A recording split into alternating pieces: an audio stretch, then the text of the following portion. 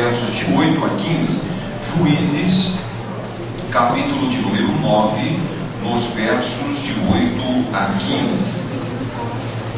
Eu sei que você já ficou muito tempo de pé, meu amigo, mas eu vou pedir a compreensão e gentileza de que você, não mais do que 2 minutos, se coloque de pé em referência à palavra do Senhor. Nós vamos ler o texto bíblico e logo em seguida vamos orar também pela garotada, pelas crianças. Sempre tem um costume de procurar saber o que a sua criança está aprendendo nos cultos, né? Ontem a Camila chegou para mim com uma pastinha assim, diz assim: pai, olha o que eu estou aprendendo na escola bíblica, né? E aí eu fui lá, olhei página por página e eu gostei de ver o que os nossos irmãos estão ministrando às nossas crianças. Então, se você é um pai também que cuida da sua criança, eu sei que você também tem essa preocupação. Capítulo 9 de Juízes, você encontrou?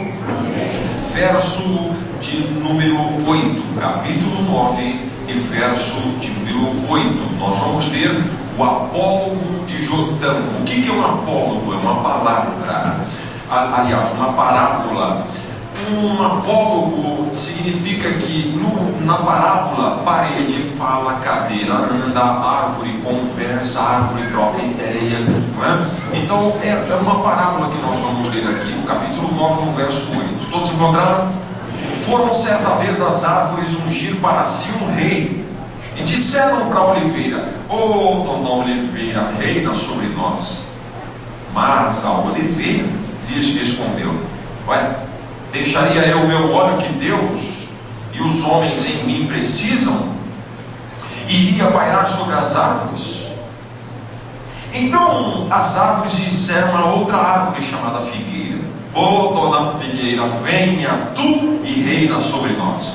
Porém a figueira lhe respondeu: eu deixaria a minha doçura, meu bom fruto iria pairar sobre as árvores? Então disseram as árvores a outra árvore chamada videira: venha, dona videira, venha tu e reina sobre nós. A videira, sabe o que respondeu? Deixaria eu meu vinho que agrada a Deus e aos homens e iria pairar sobre as árvores? Então todas as árvores disseram a uma outra árvore. Que tipo de árvore era essa? As árvores disseram a espinheiro: seu espinheiro, venha tu e reina sobre nós. Sabe o que o espinheiro diz? Está aí no verso 15: se deveras vocês me ungem como um rei sobre vós, vinde e refugiai-vos debaixo da minha sombra. Alguém aí já se refugiou debaixo da sombra de um espinheiro? Já ou não? Então qualquer dia desse aí que você encontrar um espinheiro no meio da rua, refugia lá na sombra do espinheiro lá para tu ver o que acontece. O espinheiro disse assim: pode vir, vocês vão me ungir como rei, refugie debaixo da minha sombra. E se vocês não refugiarem debaixo da minha sombra, saia fogo do espinheiro e consuma os cedros do Líbano. Vamos orar. Senhor meu Deus, da mesma maneira que o Senhor já usou aqueles que me antecederam, usa-me agora, Senhor, com uma boa palavra, com uma palavra ungida pelo Senhor. Da mesma maneira, as nossas crianças que estão sendo ministradas, e eu tenho uma expectativa de ouvir o Senhor falar através, Senhor, desta palavra. Ó Deus, então toda a resistência que está, Senhor, instalada nos nossos corações, principalmente para este fator chamado política, seja repreendido agora. Nossos corações estão abertos para a tua boa vontade. Nós queremos também fazer a vontade do Senhor, principalmente nessa área. É assim que oramos, é assim que clamamos, em nome de Jesus. Todos digam amém. Fique à vontade, se assente no seu lugar. Pelos próximos 30, 40 minutos nós vamos pregar uma palavra para você, e o tema desta mensagem chama-se Algumas Lições Importantes sobre a Missão da Igreja. Diz para mim, quem é a igreja? Você é a igreja. Eu sou a igreja. Nós somos a igreja. Nós temos uma missão, amigo. Nós temos uma missão, amiga. E que missão é essa, pastor? Será que Deus tem desejos e sonhos para a minha família? Deus tem desejos e sonhos para a minha profissão, para o meu ministério, para a minha saúde? Tem ou não? Sim. Será que Deus também tem sonhos para a política do nosso país, ou Deus não se mistura com essas coisas? Tem ou não? Então hoje nós vamos refletir à luz da palavra, porque eu quero falar para você que a Bíblia, ela aborda todos os assuntos que você possa imaginar: a ciência, o sexo, a família, a educação de filhos, a política, o que você imaginar aí, a Bíblia aborda. Então, hoje, a exemplo do que já aconteceu hoje pela manhã, nós vamos abordar esse tema que, infelizmente, dentro da igreja, não é um tema muito bem visto. Mas nós somos homens de Deus e temos uma responsabilidade. Infelizmente, nos nossos dias, em função daquilo que a gente vê, em função daquilo que a gente tem presenciado ao ligar a televisão, ao ligar o rádio, alguns casos de corrupção envolvendo os nossos políticos, envolvendo as nossas autoridades públicas, nós, brasileiros, nós nos acostumamos a ver uma política, uma atividade essencialmente corrupta. Quando você fala política, já vem sobre na sua mente o quê? Corrupção. E eu quero falar para você que isso não vem de hoje. Isso vem de épocas antigas. Isso vem de épocas antigas. A corrupção não é um benefício, entre aspas, dos nossos dias, não é? A corrupção, ela vem desde a época de Jesus. Você se lembra quando Jesus morreu? Ele morreu e ao terceiro dia, o que aconteceu com ele? Ele ressuscitou. E quando ele ressuscitou, os governantes daquela época ficaram atônitos, dizendo: o homem já era poderoso quando estava vivo. Agora que ele ressuscitou, agora que vai virar um frisson danado aqui. Chamaram então os guardas que estavam lá guardando o túmulo e deram a eles uma quantia em dinheiro. Isso chama-se suborno. Já ouviu falar em suborno? Então deram uma quantia em dinheiro para os guardas, para que os guardas dissessem o quê? Mentira. Os discípulos deles vieram aqui, roubaram, e ele não ressuscitou coisa nenhuma. A Bíblia diz lá em Mateus que este fato perdura até o dia de hoje. Tem alguns judeus que não acreditam que Jesus veio ainda, porque eles acreditam na mentira, que em função de um suborno, uma mentira foi instalada. Você deve saber muito bem que nós fomos colonizados pelos europeus. Os portugueses vieram aqui na data de 1500, eles rezaram aqui a primeira missa, os padres jesuítas vieram para cá. Mas sabe o que os europeus fizeram aqui? Estupraram as nossas índias, destruíram as nossas riquezas, cortaram o nosso pau-brasil. O ouro que tinha aqui, o que eles fizeram? Conta para mim o que eles fizeram. Meteram a mão e levaram embora. E aí o pessoal começou a ter guerra entre eles, Não, você está tirando nossa riqueza, está tirando nossa riqueza. Como o Brasil até hoje é um país muito religioso, sabe o que eles faziam? Você já viu aquela expressão santo do pau-oco? Já viu essa expressão? Como o Brasil é um país muito religioso, eles faziam uns santos desse tamanho assim, e diziam: aqui está um santo, nós fizemos esse santo para vocês.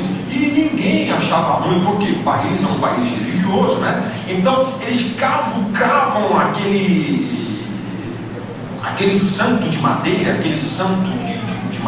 eles cavucavam dentro. E aí andava com o santo para cima e para baixo. Ei, para onde você está indo? Eu estou voltando lá para Portugal, estou voltando lá para minha terra lá. E você vai levar o santo? Eu vou levar o santo. Adivinha o que tinha dentro do santo? Por isso que chama-se o santo do pau oco. É a corrupção que se instalou.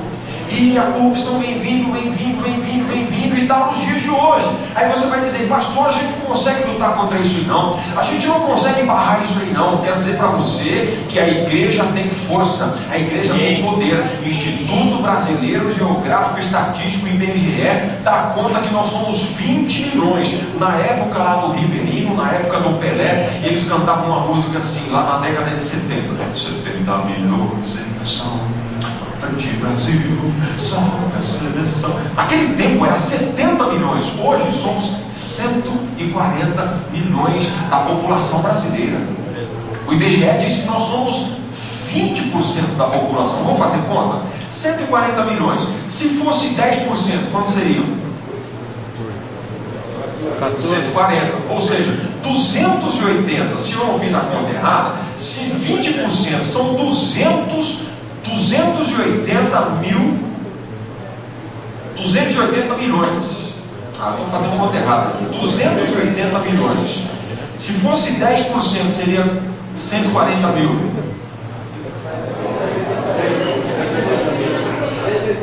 28 milhões. 28 milhões. Com 28 milhões, nós elegemos um presidente da República? Sim ou não? Por que não elegemos então?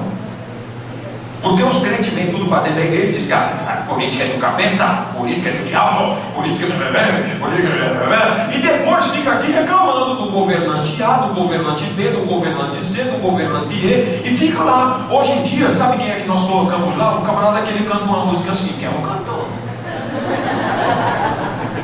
Já ouviu? É ele que a gente põe lá. E nós estamos reclamando. Nós temos na nossa mão uma ferramenta poderosa chamada voto. O voto, se é do seu agrado, se você ao ajoelhar dizer assim: Senhor, para quem é que o Senhor quer que eu dedique o meu voto? É o nome de Deus. E mesmo que ele não seja o nome de Deus, irmão, mesmo que ele não seja um nome de Deus, ele não seja um cristão, mas ele tem princípios, ele defende os princípios da família, ele defende os princípios da palavra do Senhor, dê o seu voto a ele, sem medo de ser feliz. Viu? Eu quero dizer então que nós temos um caminho para traçar, nós temos uma missão como igreja e nós vamos fazer. Você se lembra na semana passada, o pastor Cássio pregou sobre Gideão, que ele teve uma vitória militar espetacular. Disse que ele venceu um grande exército dos midianitas com apenas quantos homens? 300 homens. Aí o povo disse assim: Gideão, você é o cara, mano. Você, meu Deus, você tem que reinar sobre nós. Deus é com você. E você tá, irmão, naquele tempo lá, foi um espetáculo. Foi aquela vitória militar do Gideão foi um espetáculo de visualizações no YouTube naquela época. O Twitter bombou, irmão, hashtag Gideão é nós. E o povo ficou tão animado com Gideão. Gideão, você vai ter que reinar sobre nós. Vamos dar uma olhadinha, Juízes capítulo 8. Juízes capítulo 8 está dizendo isso aí, ó.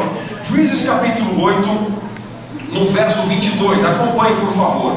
Então os homens de Israel disseram a Gideão: ó Gideão, domina sobre nós, tanto tu como teu filho e os filhos do teu filho, porque você livrou a gente dos midianitas. Uau! Sabe o que foi que Gideão disse? Diz aí no verso 23. Gideão lhes disse: não dominarei sobre vós, nem tampouco meu filho dominará sobre vós, mas um vai dominar sobre vós. O Senhor vos dominará. Quem deveria dominar sobre Israel? Só que aí o povo ficava olhando com Midianita. Midianita tem rei? Tem. Eu queria um também.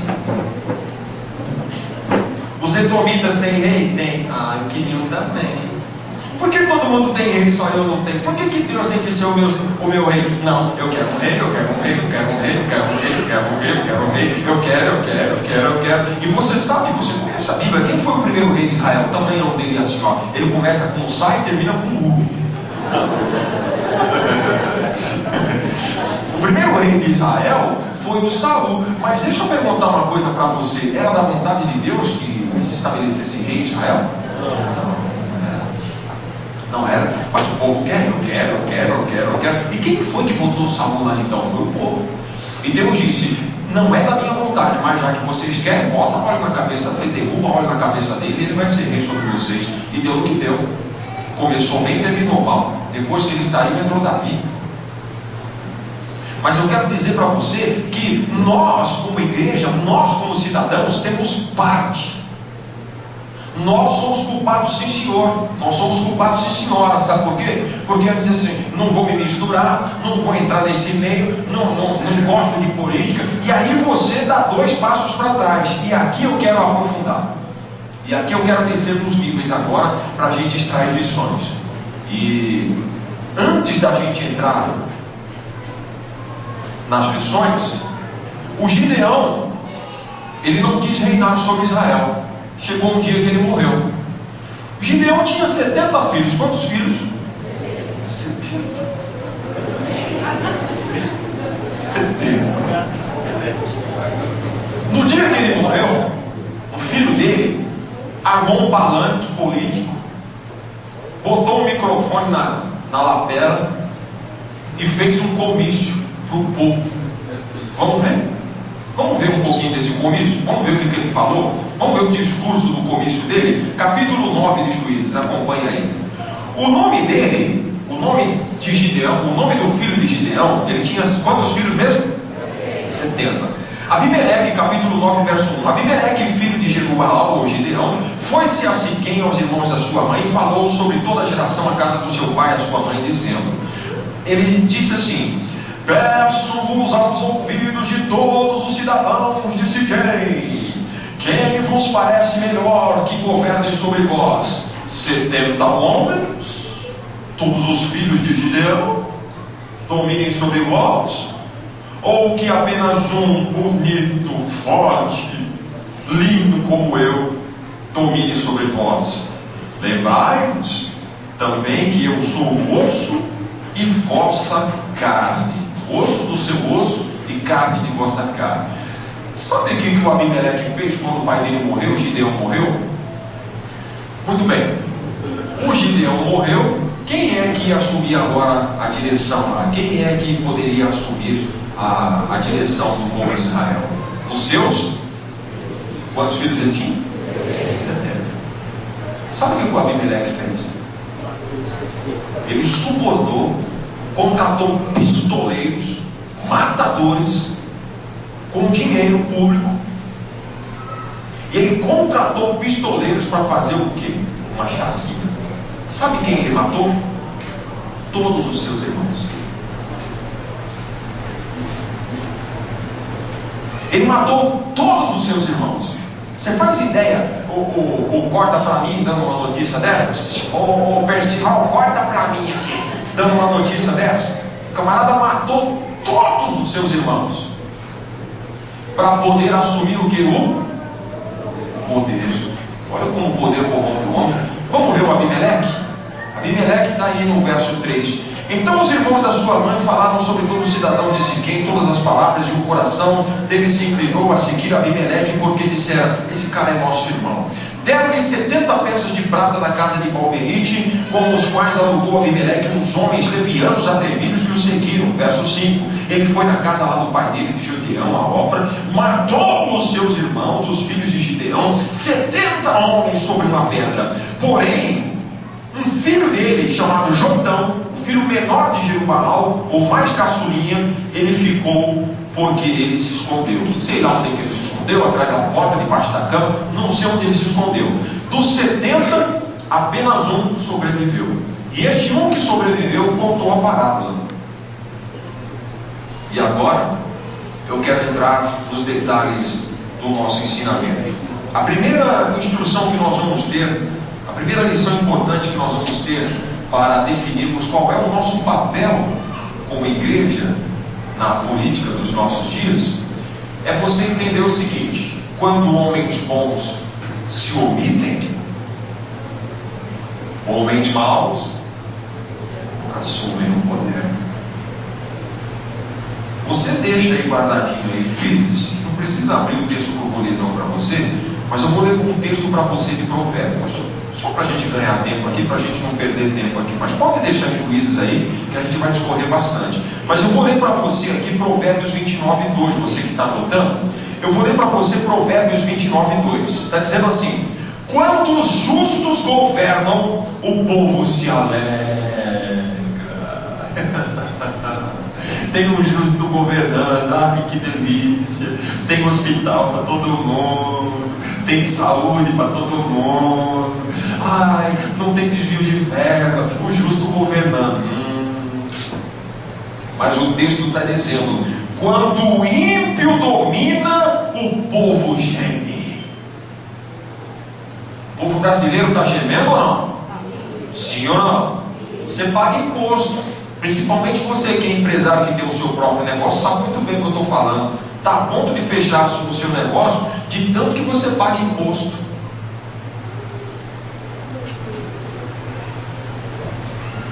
Portanto, nós vamos voltar agora para Juízes, e agora nós vamos ver uma situação danosa, uma situação que é de verdade preocupante.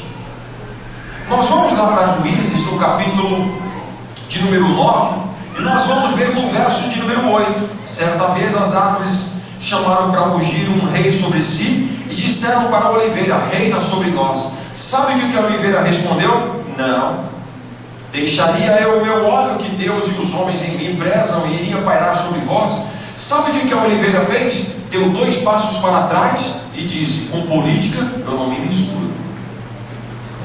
Eu não me misturo. A oliveira representa os homens investidos de unção, os homens investidos de poder, de autoridade, revestidos de unção de Deus. Sabe por que nossa política está assim hoje? Porque os homens que estão revestidos da unção, eles dizem o seguinte: política não é de Deus, política é do inimigo, e eu não vou me misturar com isso. E aí as gerações vêm chegando, os filhos vêm chegando, os jovens vêm chegando, e a política está do jeito que está. Porque quem deveria influenciar, não influencia. Você acha que 20% da população brasileira evangélica, ela deveria influenciar os meios da política na nossa nação? Você acha que sim ou não? Por que não influencia? Por que não influencia?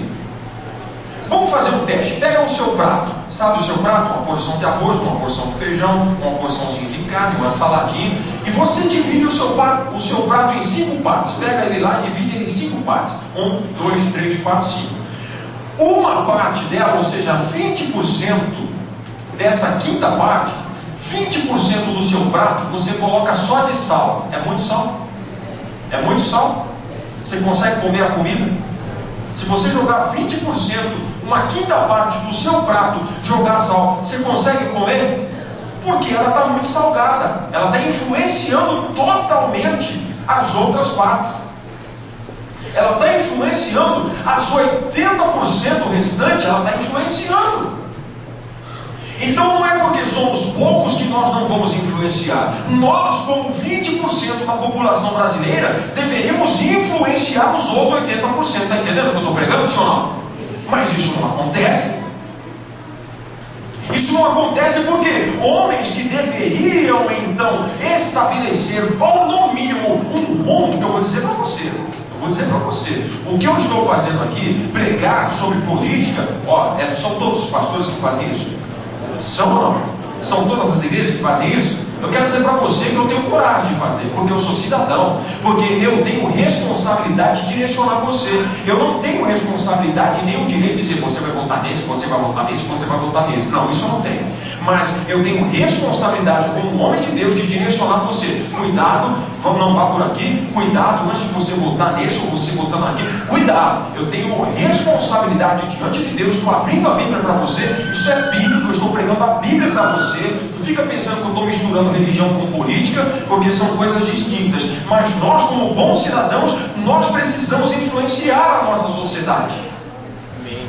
Glória a Deus. Aí, como o homem investido de unção, ele retroagiu, as árvores então estão clamando. Eles foram então e clamaram para a figueira. E a figueira está lá no verso 10. No verso 10, as árvores disseram para a figueira: já que a oliveira não quer reinar sobre nós, figueira, reina sobre nós. A figueira respondeu no verso 11: deixaria eu a minha doçura, o meu bom fruto iria pairar sobre as árvores. A figueira é aquele homem que ele valoriza mais a vida espiritual do que a religiosidade.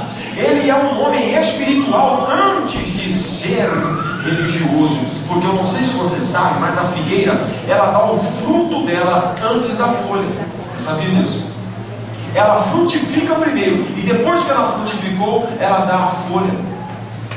Eu quero dizer que eu, quando sou comparado com a figueira, eu preciso demonstrar que antes eu sou espiritual e depois eu sou religioso. Tem gente que ele é religioso primeiro e deixa a vida espiritual para trás. Esses homens podem influenciar. Nós somos formadores de opinião. Eu como pastor, eu como líder, você como líder de ponto de pregação, você é formador de opinião. Mas nós que somos honestos, o que está acontecendo? Como nós relacionamos a política à corrupção? Qual é a tendência? Os homens honestos, qual é a tendência? Se omitirem. E quando nós omitimos, a coisa melhora ou pior? Conta para mim. Melhor ou pior? Percebe o nosso erro?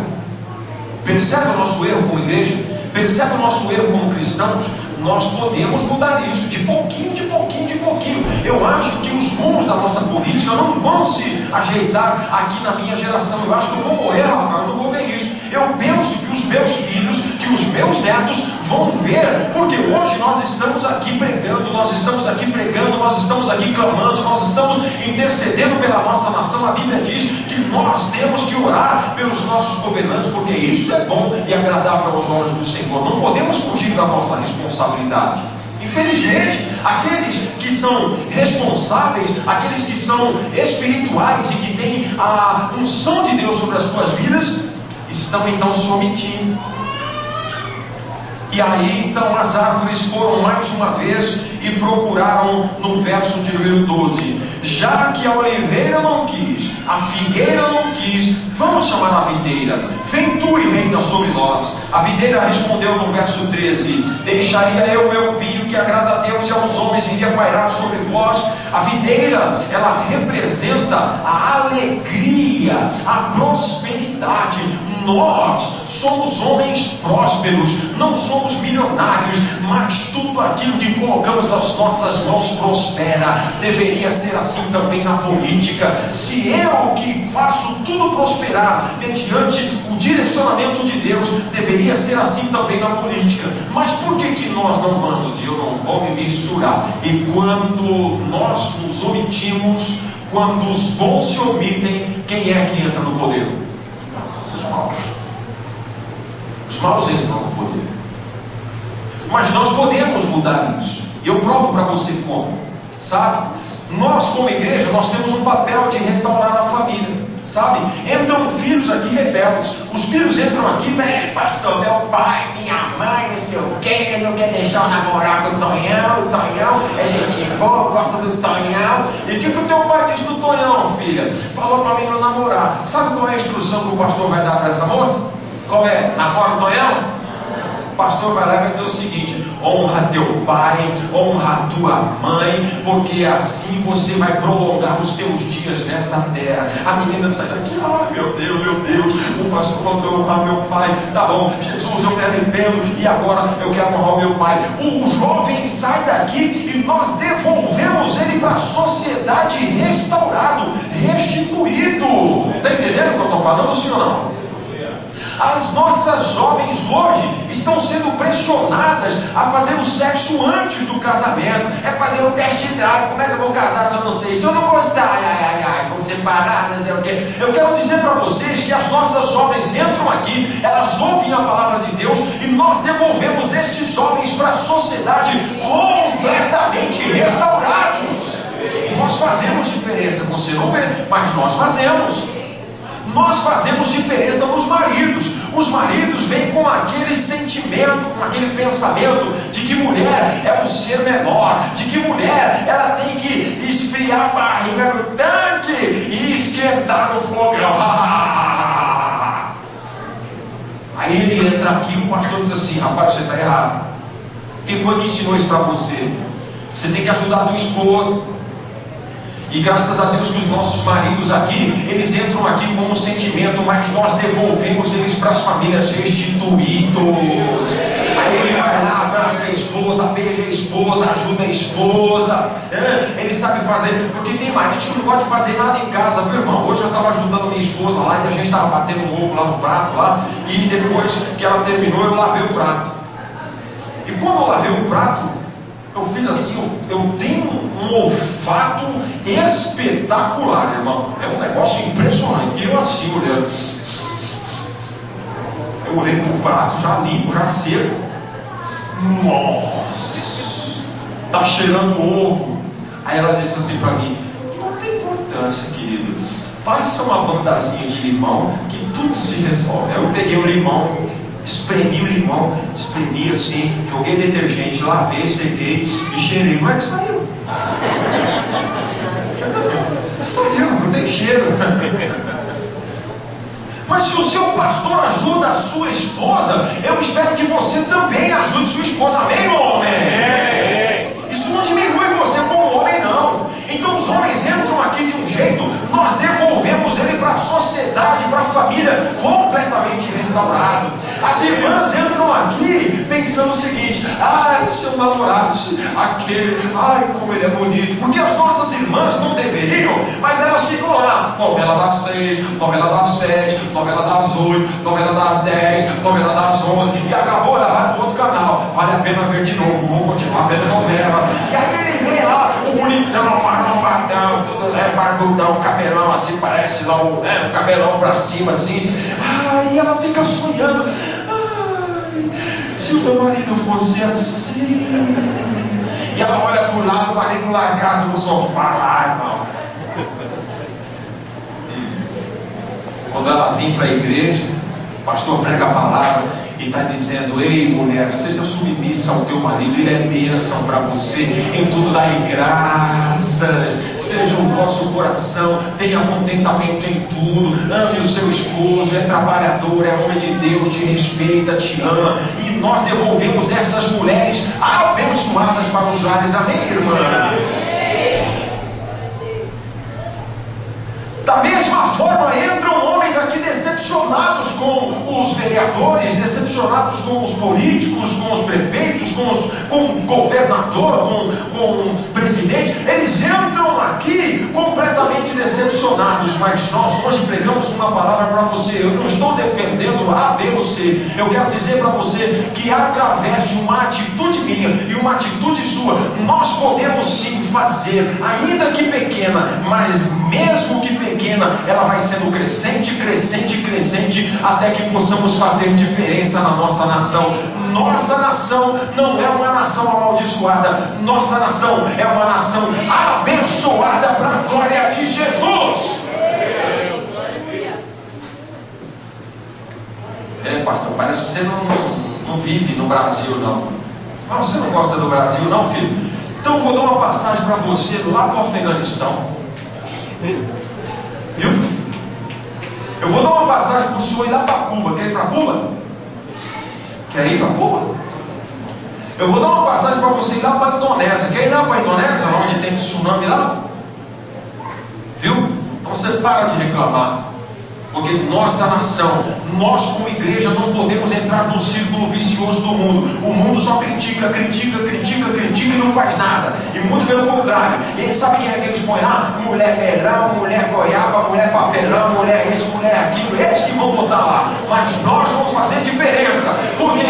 Porque temos a unção de Deus sobre nossas vidas. Na nossa mão tem uma ferramenta chamada voto. E antes de nós votarmos, joelho no chão: Senhor, me direciona o homem, me direciona a mulher. Eu quero dar um destino para a minha família, eu quero dar um bom destino para a minha cidade, quero dar um bom destino para a minha nação. Me honra. Eu sonho com que todas as igrejas tenham esse posicionamento, e o dia que tivermos, nós teremos um país melhor.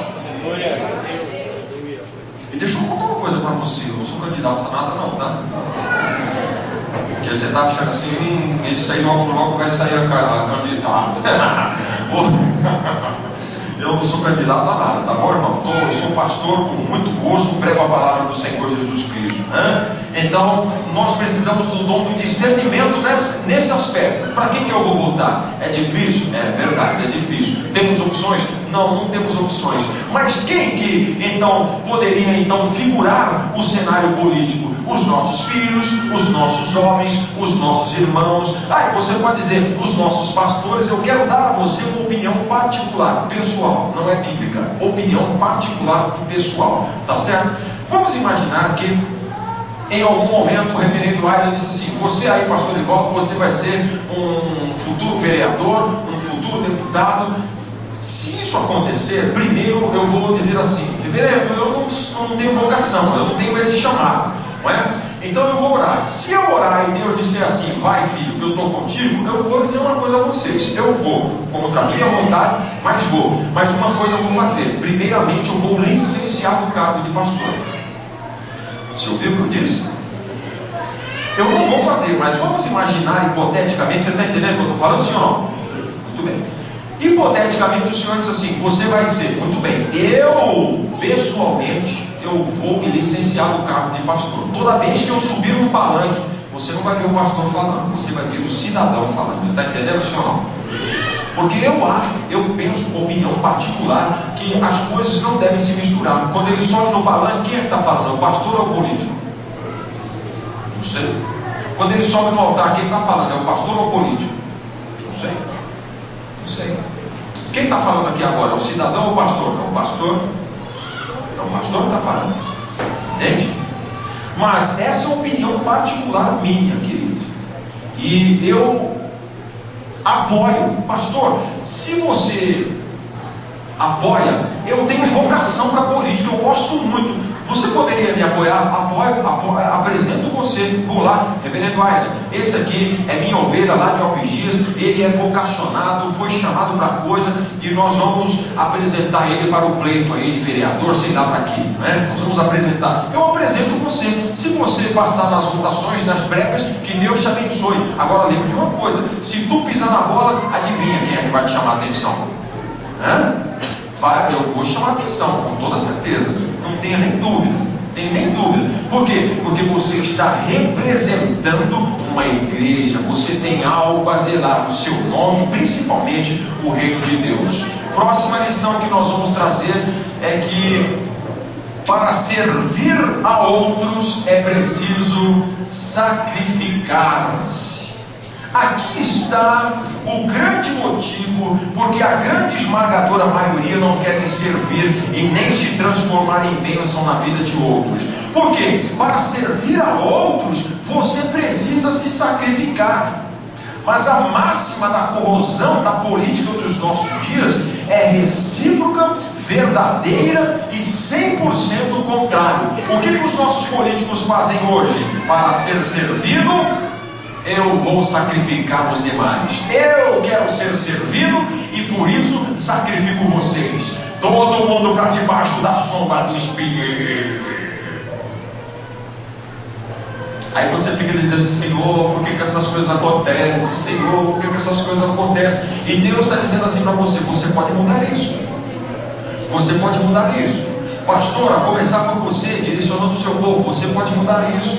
Você pode mudar isso educando os seus filhos. Você pode mudar isso lá na escola. Você que é professora, você que é professor, educando os seus filhos. Porque eu, quando estudei, lá em 1975, nós tínhamos uma matéria chamada Educação Moral e Cívica. Quantos já tiveram essa matéria? Exatamente. Ali nós sabíamos muito bem o que é ter educação moral, educação cívica. Nós sabíamos cantar. Se eu pegar 10 irmãos, os que estão aqui, qual é a probabilidade dos 10 saberem o hino nacional? Alto ou baixo? O crente não sabe cantar o hino nacional. Então nós temos um problema. Nós temos aqui profissionais da educação. Nós temos aqui investimentos pesados na educação, Rita? Temos investimento na educação? A educação dá a volta. Entende? Então nós podemos fazer um trabalho de formiguinha. E esse trabalho de formiguinha tem que ser feito pela igreja. Tem que ser feito pela igreja. Tem que ser educação dos nossos filhos. Nossos filhos vão crescer, nossos jovens vão crescer e vão, em nome do Senhor Jesus, influenciar. Mas para servir é assim que você vai sacrificar. Por exemplo, deixa eu enxergar aqui as irmãs que não tiveram filho ainda. Deixa eu ver, enxerguem, querem ter filhos. Deixa eu enxergar você, dá um sinal, são poucos. Não tiveram filhos ainda, dá um sinal, deixa eu enxergar você. Deixa eu contar um negócio para vocês.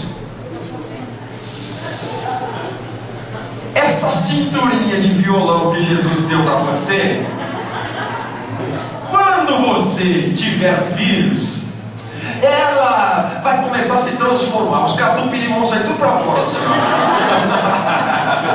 E você vai sair da forma. E você vai engordar.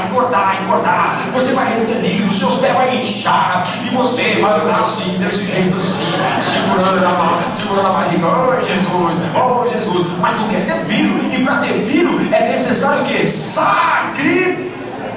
E daí a pouco, como se não bastasse todo esse sofrimento durante 9 meses, vai chegar um dia em que as contrações vão se avolumar, e você vai sentir uma dor tão grande. Tal dor é comparada aos homens quando fazem a barba e jogam loção no rosto.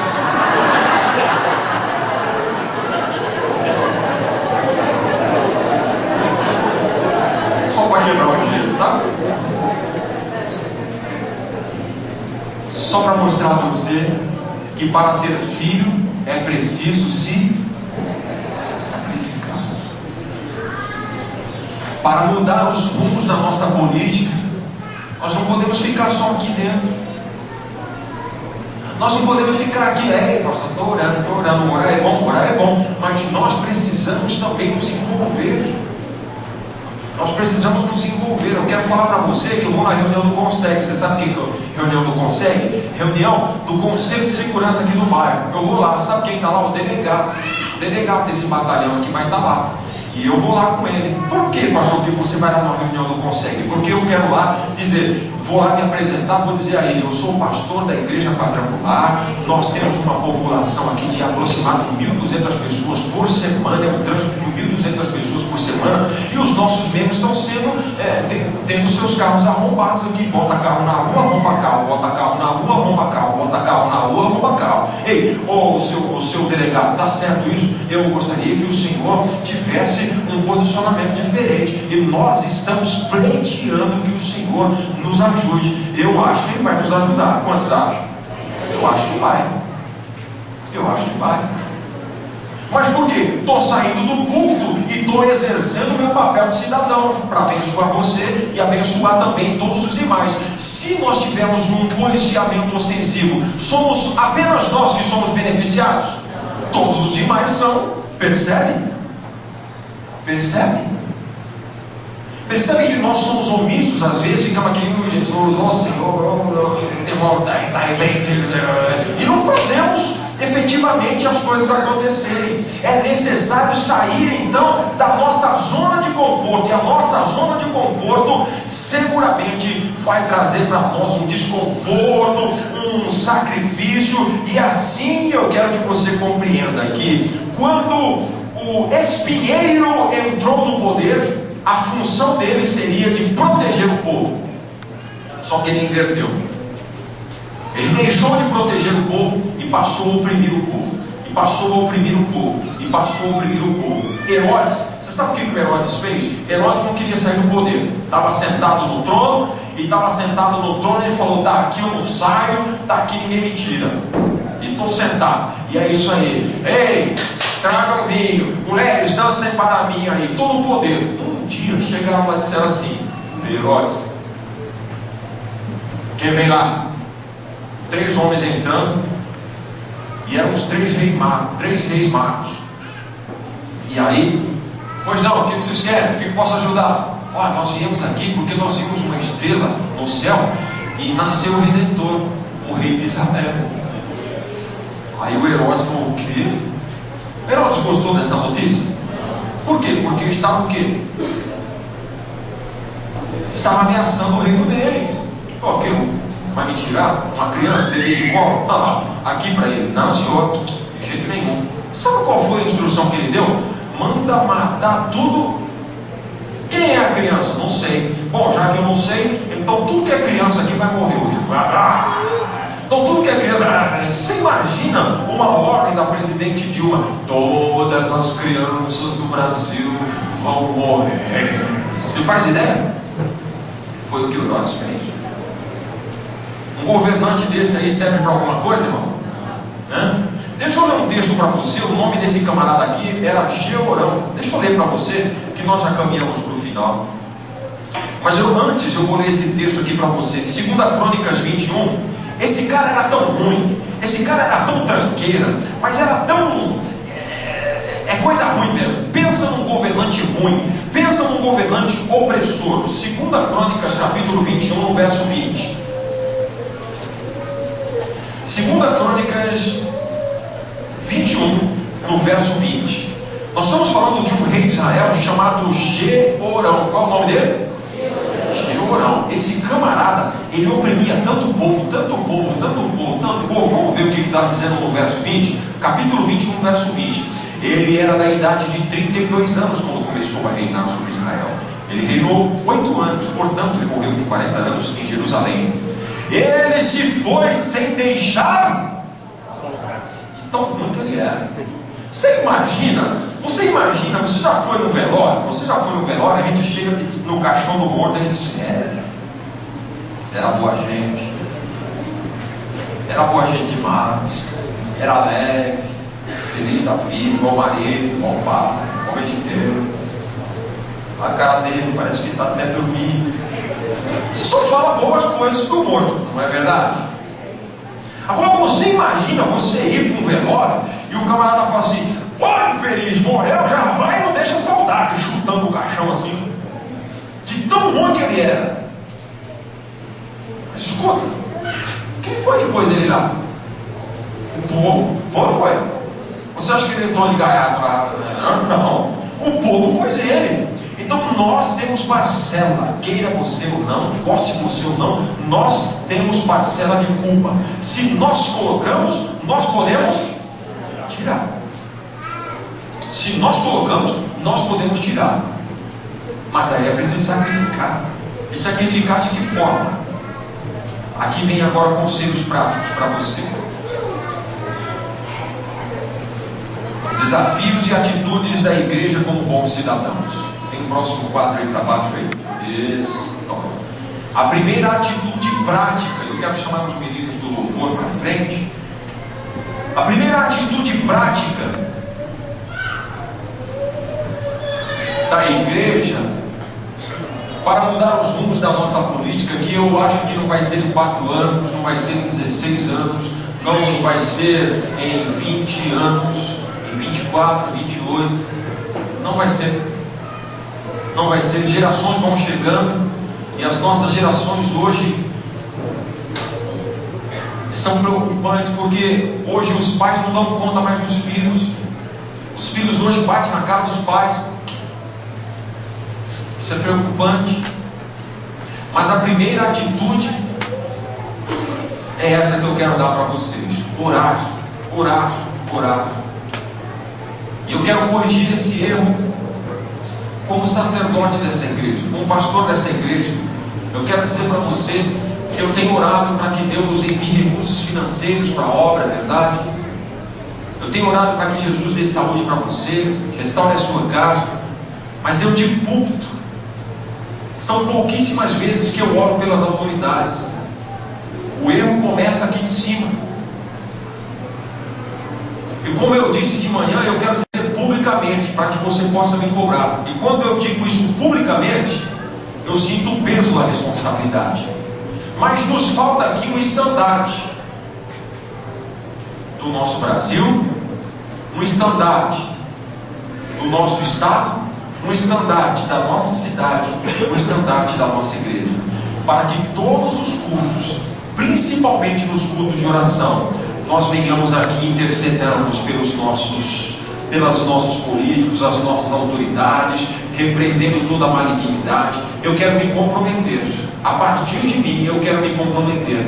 Eu quero enxergar quantos a partir de hoje podem se comprometer para orar pelos seus políticos, pelos seus líderes, em nome de Jesus. Eu conto com isso, porque nós podemos fazer diferença. O texto que nós lemos no início da reunião, você sabe qual foi? 1 Timóteo capítulo 2. Você sabe muito bem o que está escrito lá. Eu vou ler novamente para você. Em Timóteo capítulo de número 2, e nos versos de 1 a 3. Exorto, pois, antes de tudo, que façam súplicas, orações, intercessões, ações de graças por todos os homens, pelos reis e por todos que exercem autoridade, para que tenhamos uma vida tranquila, uma vida sossegada, uma vida com toda piedade e honestidade, pois isto é bom, agradável diante de Deus, o nosso Salvador. Do jeito que você ora pelo seu filho, pelo seu marido, pela sua esposa, pela sua família, pelo seu trabalho, pelo seu emprego, pelo seu pastor, pela sua igreja, ore também pelos governantes, pelos vereadores, pelos prefeitos, pelos deputados, pelos senadores, pelo presidente da república, pelas esferas, pelo legislativo, executivo e o judiciário. Oremos para que a corrupção que se instalou no nosso país, ela possa ser varrida da nossa nação, e nós possamos em breve chamar à existência aquilo que acontece no Salmo 33, no verso de número 2: feliz é a nação cujo Deus é o Senhor. A segunda orientação prática é você votar consciente. Eu vou preservar o nome do político, e a ideia é não constranger ninguém, mas eu era garoto, devia ter uns 10, 12 anos de idade, e naquele tempo precisávamos construir a igreja de Baita Neves, a minha primeira igreja onde eu nasci. E naquele dia convidaram um político X. Ele foi lá e chegou na hora da oferta. E naquele tempo a gente tirava a oferta com aquele coador de café, já viu? Já viu aquele coadorzão de café, tamanho família? E passava assim, e passou. Aí na hora que passou, o diácono veio para frente, o pastor Albertino foi orar. E quando o pastor ia orando, o político levantou. Minuto, por favor. Todo por favor. O que está acontecendo? Ele levantou, da onde ele estava, pegou assim o cheque na mão, fez assim, desse jeito, levou lá na frente para todo mundo ver. Aí jogou no coador de café. Aí a igreja.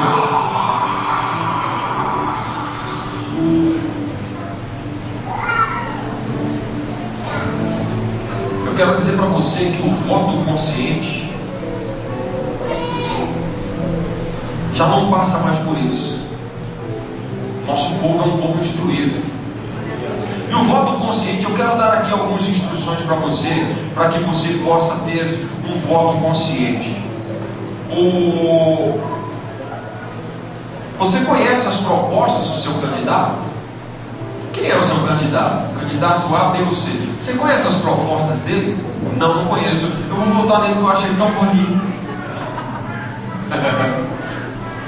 Ah, ele é artista, pastor. Eu sempre quis ser artista, eu vou dar meu voto para ele, quem sabe, né? Isso é um voto consciente, igreja?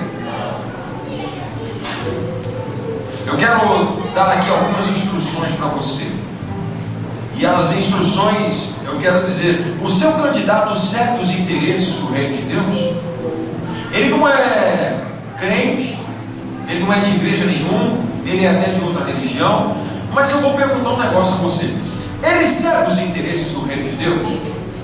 E o que é servir os interesses do reino de Deus? Vamos imaginar, por exemplo, Charlene, fica de pé, por favor. E você, filha, vem me ajudar aqui. Essas duas irmãs aqui, elas vão chegar aqui de mãozinha dada na igreja e vão chegar assim para o pastor dizendo: pastor, a gente se ama, a gente quer se casar, a gente quer que o Senhor abençoe o nosso amor. Aí dá um bitoquinho.